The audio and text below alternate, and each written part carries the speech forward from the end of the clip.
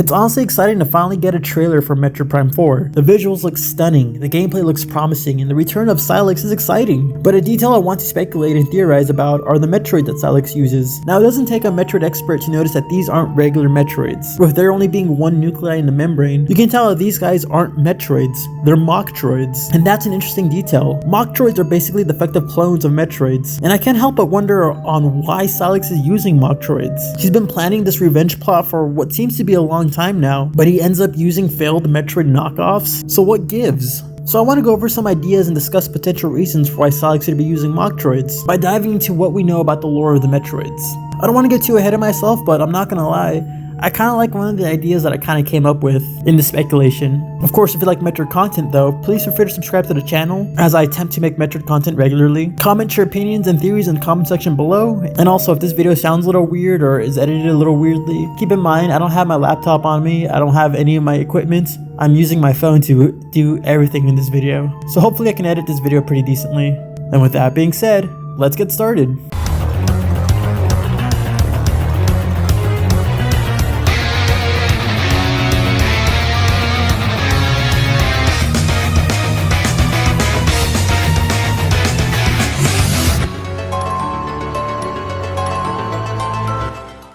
Now, for those who don't know what Mochtroids are or where they come from, I'll give a quick explanation. During the events of Super Metroid, the space pirates stole the last Metroid from captivity and used the beta rays to induce the Metroid to split and duplicate itself in a process similar to mitosis. This is the process that the space pirates used during Metroid 1 and Super Metroid to gain their horde of Metroids. However, defective clones were created in this process, and these Mochtroid clones were significantly weaker and frailer compared to their standard Metroid counterpart. So with that being said, it's interesting to see that Sylux has Mochtroids with them. Like, why would he be using defective clones? Well, it's been speculated that the reason the Mochtroids were created was because the space pirates only had access to one Metroid during the events of Super Metroid, and when they were doing that cloning process, they strained that one Metroid that they have by overdoing the cloning process, as opposed to during Metroid 1, where the space pirates had multiple Metroids to clone. Similar to Super Metroid, Sylux only has access to one Metroid that he stole in the end of Federation Force. So there's a possibility that he's also straining that one Metroid that he has by overdoing the cloning process. He was getting good clones out of it, but it got to a certain point where he just started developing Mochtroids, because he's overdoing the cloning. And unlike Mother Brain, who has that personality of discarding anything that doesn't meet her perfect standards, Sylux could more than likely see a use for the Mochtroids. Sure, they're defective clones and definitely weaker than regular Metroids, but at the end of the day, they're still floating jellyfishes that can suck out energy out of victims. And just by the fact that they look like regular Metroids would scare a lot of people away from actually attempting to stop Sylux on whatever he plans on doing. The idea seems pretty reasonable, although I do gotta reiterate that it's only purely speculation that the Metroid cloning process strained the baby to the point of developing Mochtroids. I think that idea makes sense, but it's again purely speculation. We're never given any exact concrete reason for how Mochtroids were developed, so we can't be for certain that this is the case. Another idea is that more than likely Sylux just doesn't know how to properly clone Metroids. I don't think anyone besides Mother Brain and the Chozos would even know this information. Again, it was during Super Metroid and Metroid 1 where Mother Brain used beta rays to clone the Metroids, but in the games where Mother Brain isn't involved in the story, the space pirates don't seem to know about this method of cloning. During Metroid Prime 1, all those Metroids we see on Talon 4 came from Mother Brain's batch of Zebus Metroids that were stored on the frigate Orpheon. During Metroid Prime 2, the space pirates were experimenting with Phazon and found a way to turn the Metroids that they had into cocoons to produce even more infant Talon Metroids and grow their numbers. During Metroid Prime 3, apparently the space pirates returned back to SR-388 to gather a bunch of eggs to produce more Metroids and to experiment on them. There's no instance where they were using beta rays to grow their Metroid numbers during the games where Mother Brain wasn't involved in. So it could be more than likely that the space pirates don't even know about this method of cloning. It's something that only Mother Brain herself would know. And it would make sense. She does have a lot of insider knowledge on how the Metroids work. She did help produce and develop the Metroids for the Chozo, so this could be something that only she knows. So without Mother Brain's involvement,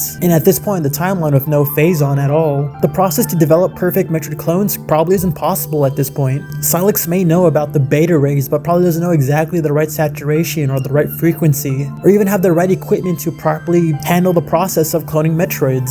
So it makes sense that the best thing he can produce out of like the limited knowledge he knows about cloning are just Mochtroids. And with this theory, I like to think the reason he's actually raiding the space station mission, he's probably finding equipment or information to perfect his cloning process. At the beginning of the game, he has Mochtroids, but at a certain point after he gets what he needs, then he starts developing Metroids, and that's when the true threat of the game actually comes out. But I think ultimately there's a chance that Sylux deliberately chose to clone Mochtroids, because they might be easier to control and maintain compared to the standard Metroid variants. See, the Metroids are very aggressive. Like, I can't even stress how actively aggressive they are. They were able to take over SR-38 and cause their creators, the Chozo, to abandon the planet and seal it off permanently. Mother Brain has these strong psychokinetic powers that allow her to control a lot of creatures on Zebes. The Zebesians themselves would be mindless and feral if it wasn't for Mother Brain actively controlling them. So she's psychically very strong, but even she can't control the Metroids properly, as we see them attacking her own men during Zero Mission. There's data logs in the Prime games where we see space pirates actively having trouble controlling and maintaining their Metroids. And even though the events of Other M more than likely happened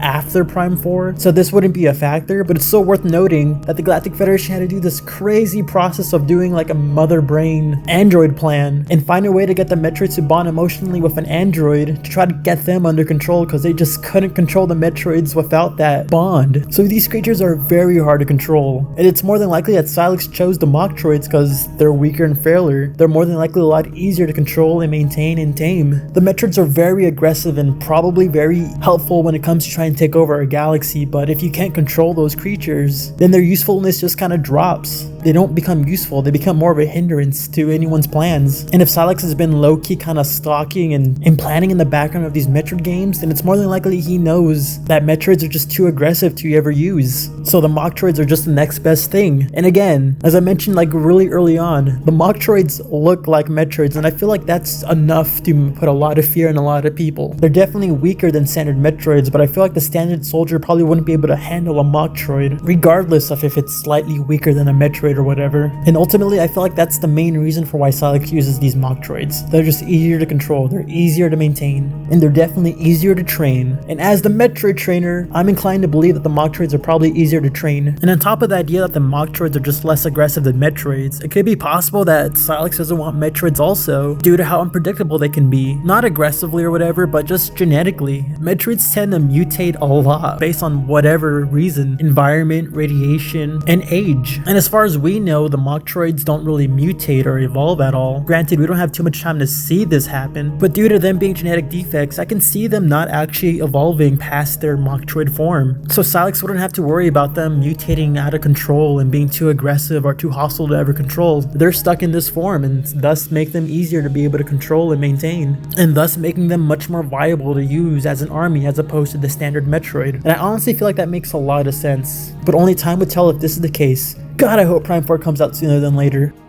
But of course, I want to know what you guys think though. Do any of these three theories make sense over why Sylux would use Mochtroids? The idea of whether he's training the one Metroid he has and accidentally produced the Mochtroids, the idea that he just doesn't know how to properly clone Metroids because it's a secret only Mother Brain knows, or the idea that he's purposely using Mochtroids because they're just easier to control and maintain compared to the more erratic and dangerous Metroids. Or even if you have your own idea or speculation over why Sylux is using Mochtroids, I'd like to hear it in the comment section below. It's really fun speculating over the potential story of Prime 4, so I look forward to hearing whatever you got to say in the comment section below. Although, thinking more about it, wouldn't it be cool if Sylux was able to get a super Metroid because he's like cloning that one Metroid and all that? I can't wait to finally get more information about Prime 4 and hopefully be able to make a bunch more videos talking about the potential story and theorizing about plot points for Prime 4. Fingers crossed we get more information about Prime 4 in the near future, so I can get more reasons on making Metroid Prime 4 content.